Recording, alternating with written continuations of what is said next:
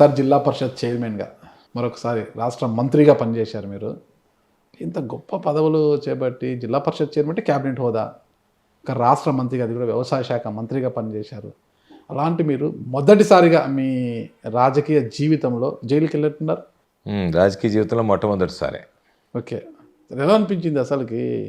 ఇంత పదవులు అలంకరించి ఒక మనము స్థాయిలో ఉన్న మీరు అంటే ఒకసారిగా జైలుకి వెళ్ళడము, అంటే మనకు బెయిల్ రాకోకుండా అడ్డుకోవడము ఇవన్నీ జరిగాయి అనిపించేది కదా? ఏంటంటే వ్యవస్థలు, మనం ఉన్నటువంటి ప్రస్తుత వ్యవస్థలు ఉమ్, ఆ విధంగా తయారైపోయి ఉమ్, చేయగలిగేది ఏం లేదు.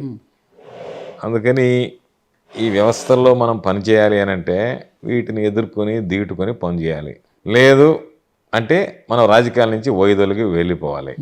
కాబట్టి ఇది వచ్చినప్పుడు బేసిక్గా ఏమనిపించిందంటే మొదట్లో చేయనటువంటి తప్పు కదా అని చెప్పాను నేను. ఉమ్, దాని మీద ఈ ప్రభుత్వమే మన మీద కక్ష కట్టి అడ్వకేట్ జనరల్ని పంపించి సుప్రీంకోర్టులో అడ్వకేట్లు నియమించి మొత్తం మీద ఇప్పుడు జరిగేటువంటి తొంతంతా ఏ విధంగా జరుగుతుందో అదేవిధంగా నా మీద కూడా అన్ని రకాలైనటువంటి ప్రయోగాలు జరిగాయి.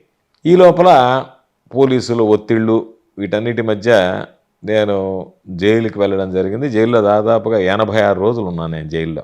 నాకేం అనిపించలేదు, ఎందుకంటే వెళ్ళిన తర్వాత ఒకటే బాధ అనిపించింది, చేయనటువంటి దానికి మనం జైలుకి వెళ్ళామనేటువంటి బాధ తప్ప ఎక్కడా కూడా. ఎందుకంటే ఈ ప్రభుత్వం వచ్చిన రోజు నుంచి నేను గమనిస్తూనే ఉన్నాను. చాలామంది చెప్పారు, నువ్వు కొద్ది రోజులు గమ్ముగా ఉంటే సరిపోతుంది, ఎవరు మాట్లాడటం లేదు, ఈ ప్రభుత్వాన్ని ఎవరు ప్రశ్నించడం లేదు, ఎవరు విమర్శించడం లేదు అని అన్నాను.